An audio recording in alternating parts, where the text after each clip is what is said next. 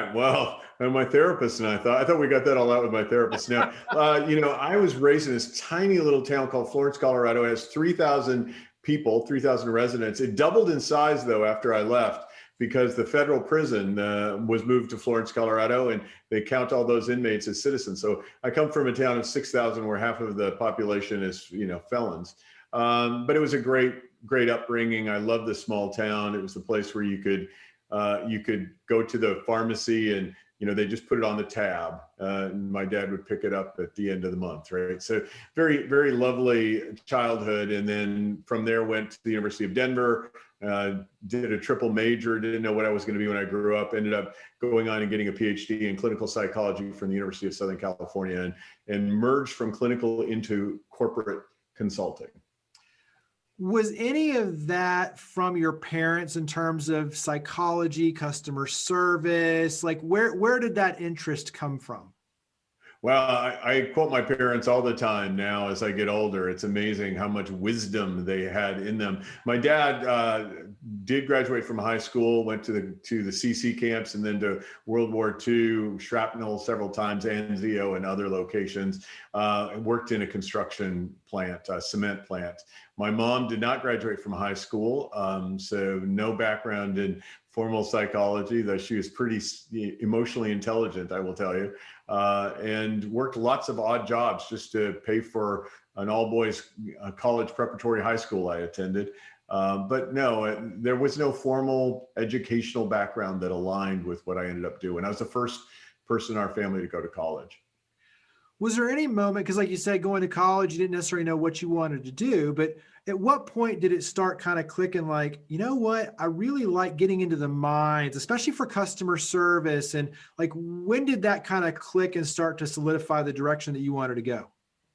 So I thought I wanted to be a lawyer, and so I was kind of pursuing that path, and I was working for a district attorney as an intern, and I got involved in a case. It was just horrific child abuse, and the individual who had perpetrated the offense had a prior, and I got really interested in knowing why the legal system was so reactive and hadn't really done anything to intervene in the first incident.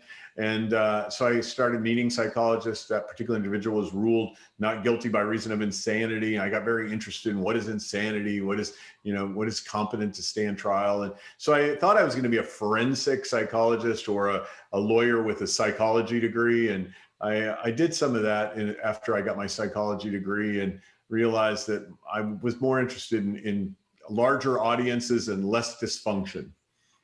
So did you always enjoy writing? Because, I mean, you've got, for anyone who can see on screen, you have a lot of books. And when you go through the Airbnb Way, 5 Leadership Lessons for Igniting Growth Through Loyalty, Community, and Belonging, Driven to Delight, Delivering World-Class Customer Experience with the Mercedes-Benz Way, Leading the Starbucks Way, the Zappos Experience. I mean, you've got a lot where you really work with very well-known brands, but to me, I see you as someone who enjoys asking a lot of questions, but also too, just enjoys writing and sharing. So was that always the case growing up?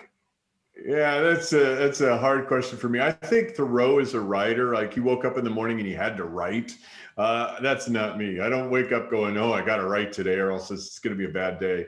I got involved in radio when I was 13 and got a broadcast license at 13, got on the air in radio at 13. So I think verbal communication was something I've always been passionate about. And then once I got to be a psychologist and I started working organizationally, I started helping brands transform their customer experience. Then I felt some obligation to share their story. And one of the first brands I worked with was the Pike Place Fish Market in Seattle, where they throw fish. And they had just had a hugely successful video, and they'd had a hugely successful book written by Ken Blanchard. And I'd been working with the founder, CEO of that company, and we decided to write a book in his voice. And it was out of trying to help Johnny tell the story of his fish market that I got started writing. And from there, I've just been writing about all these other brands that I've got a chance to work with. Tease the audience a little bit with, you can't pick your favorite because it's like trying to pick your favorite child, but we'll say the top ones that come to mind in terms of your books and some of the favorite lessons that you learned. Give us one or two. I think the Starbucks experience, I'd done the book on the Pike Place Fish Market. Just down the street from the Pike Place Fish Market in Seattle is the first Starbucks store about 2 blocks away. And so being able to meet and work with Howard Schultz and Howard Behar and the founders of Starbucks, the real framers of Starbucks, that was remarkable to me. And to be a part of a company that was just meteorically rising, and then to be able to tell their story in, I hope, a warm way, where we got to tell what did baristas do at a basic level, to remember the names of the people they served, to have a fond farewell, just the small acts that made a difference, that created delight for customers. When you look at... Oh, there, you wanted more, right? Sorry, I failed the question. Yeah, no, go ahead. Interviewee error number 1. So yeah, there are, one other book I would just throw out kind of quickly, which is The New Gold Standard about the Ritz-Carlton. It's probably my most well-received book. I mean, obviously Starbucks books sold more, but people just tend to find great value in how good can be, like that aspirational level of service. What if we could anticipate customers' needs instead of just meet them? What if we had this mystique of service that the Ritz-Carlton has? How do they do it? And that's been a very popular book. When you take that a step further, because you are always out there speaking, and obviously the pandemic has changed it a little bit, but even right now you're doing a ton of virtual events. What are 1 or 2 of the main points when you look at the Ritz-Carlton, that experience, and really kind of getting ahead and thinking of things on a gold standard versus just a basic standard? What's 1 or 2 bits of advice on that front? Well, the service is really simple. All you need is a flawless product delivered exactly as people want in an environment of caring. And once you realize that nothing is flawless, then you just try to aspire to as close as flawlessness as possible. You seek perfection in your service delivery, and that's the Ritz-Carlton. And then, you can't always deliver it exactly as the way people want it. People will forgive you if you really give it a good try and you give them plenty of options. If you do fail, then the fail-safe is to never let down the importance of caring. So care that you didn't quite deliver it the way they wanted, make it right, and do something slightly extra to surprise and exceed their expectations. For you as a writer, I know we have a lot of people that watch these and listen to these who either are writers themselves or want to become a writer.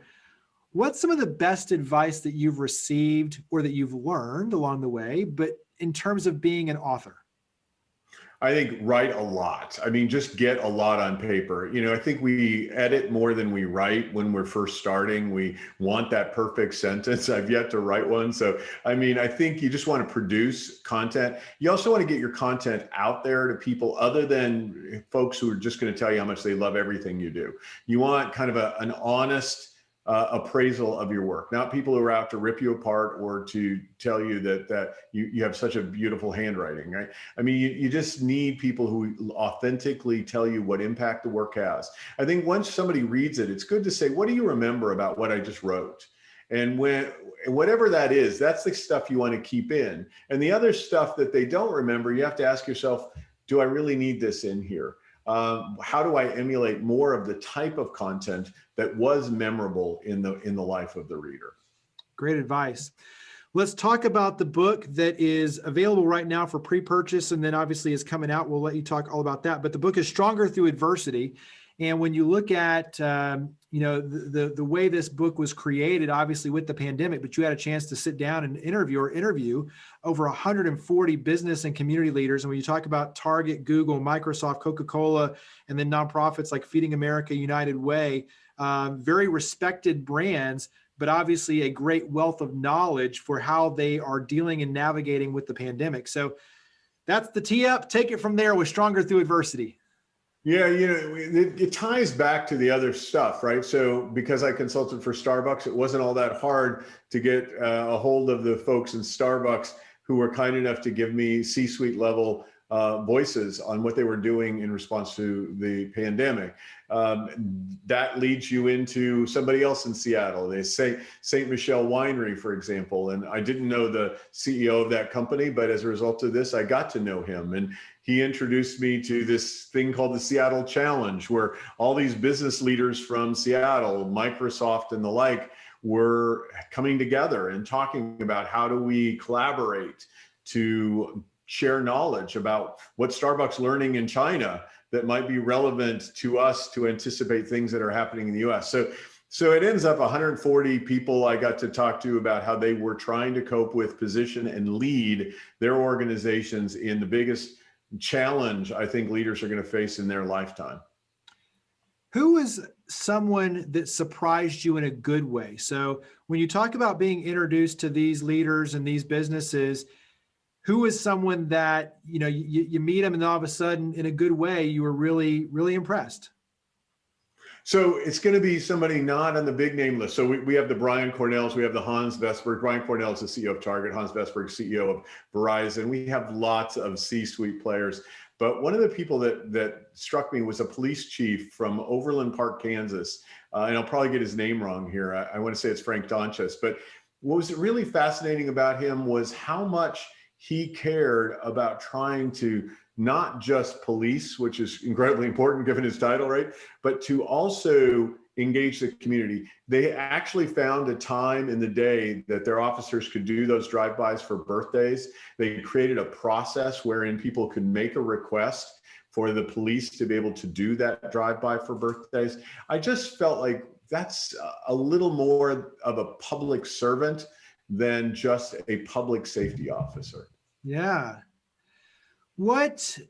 Talk about the major themes, because in the book you cover crisis management, keeping employees and customers safe, maintaining a culture of engagement, rapid innovation, all obviously necessary components.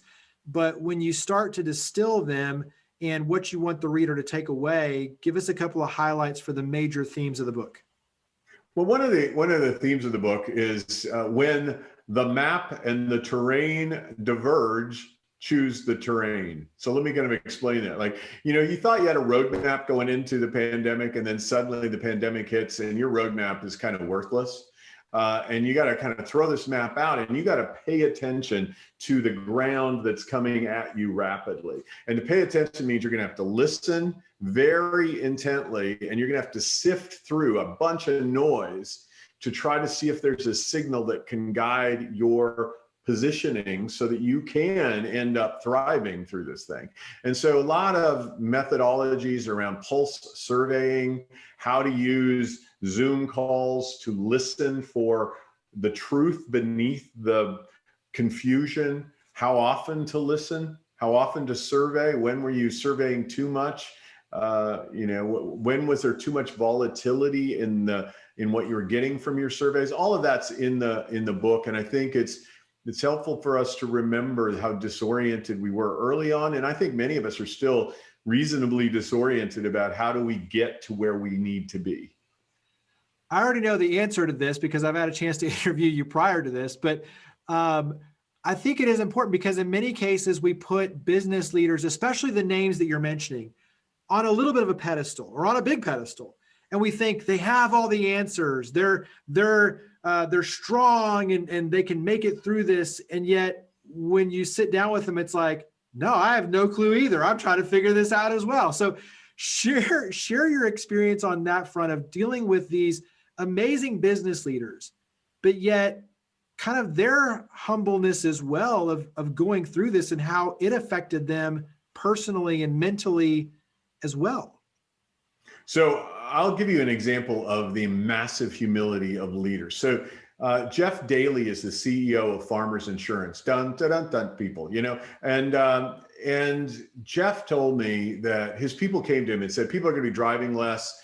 We could lower the premiums for drivers on auto policies. And Jeff said, I'm a little worried about how long this is going to go. We're strong financially, but maybe we should save some of that in reserve. And the next week, USAA went out and gave a give back to auto policy holders. And Jeff said, I was wrong. I should have listened to my people. We became a fast follower. We immediately matched them. There was no problem there. But why did I not lead in belief of my people? And a lot of them questioned, doubted, didn't sleep, worked too many hours, were panicked. They won't say that, but they told me that they were right at that edge of trying to maintain a reasonable amount of calm for their people. But inside of themselves was a massive churning that made sleep difficult for a lot of them. And I think that's important, not that misery loves company, but I think when you start looking at, and I know even for me, like, nights of no sleep and just trying to figure out how do we make it through, because especially, as an executive or a business owner or whatever title you have, if you have other lives depending on you and you're responsible for them feeding their families, it is a weight that you carry because you realize, okay, we've got to make it through. It's on me to do that. And so you carry that burden, and it is a burning burden. And so I think it really is helpful for others to realize you're not alone. Everyone else is going through this, and we're dealing with it the best we can, but you're not alone. And so I think that's well, the pandemic left us alone together, if you know what I mean. We definitely felt alone, and we were all together in that aloneness. So could we reach through to be able to find others who were like that? Could we share it? Could we be honest about it? I think the leaders that were honest, who I like to call it an honest lullaby. It's like, we have some tough roads ahead. I believe that we working together can get ourselves through that. But let's be honest about what we're facing. I think that's important. In the book, we do talk about some optimism biases that leaders demonstrate during this time. They want to believe everything's going to be okay, and they confuse that with everything's okay.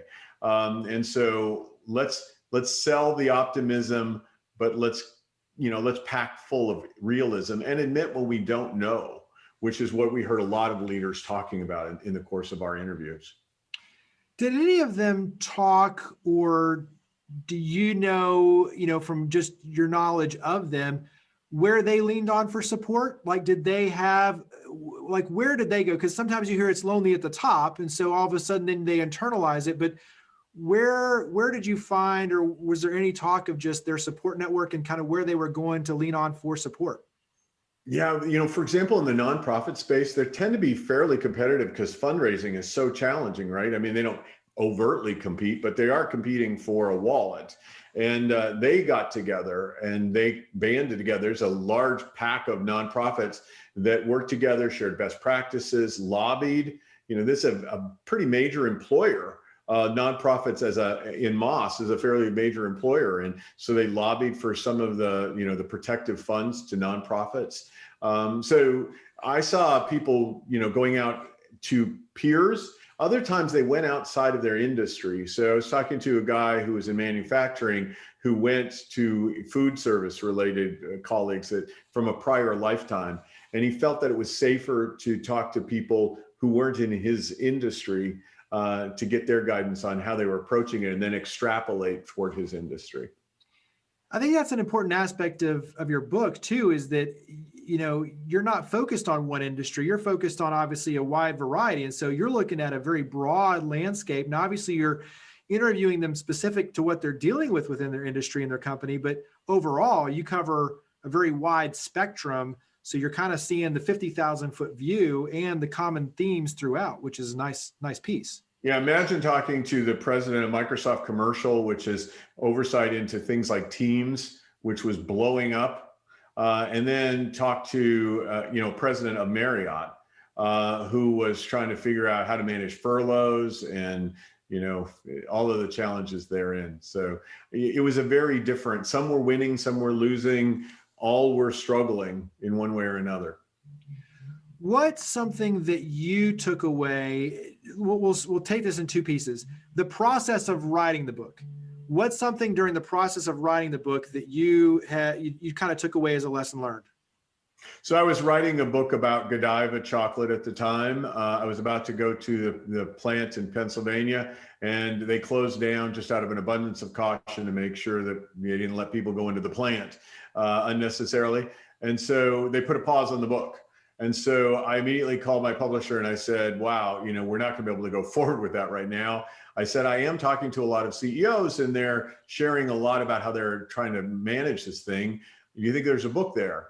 And, having had a track record with my publisher, McGraw-Hill, for a long time, she said, why don't you send me a proposal? When you flesh it out a little bit more, we'll see where we go. Well, probably the next day I had fleshed it out enough, staying up all night, and sent it over. And within a week, we had a book deal and an expedited publication plan. So it'll be released in December. All that said, it meant to get the book done 20-hour days myself. So to all that talk about taking care of yourself, we can just kind of, it takes one to know one, I guess. I don't know. But suffice it to say, I was the one who did all the interviews. So I interviewed everyone and then I would write. And 4 hours a night I would sleep and I'd get up and do the same thing all over again. And did that for about 8 weeks, which is about a third the time of my fastest writing.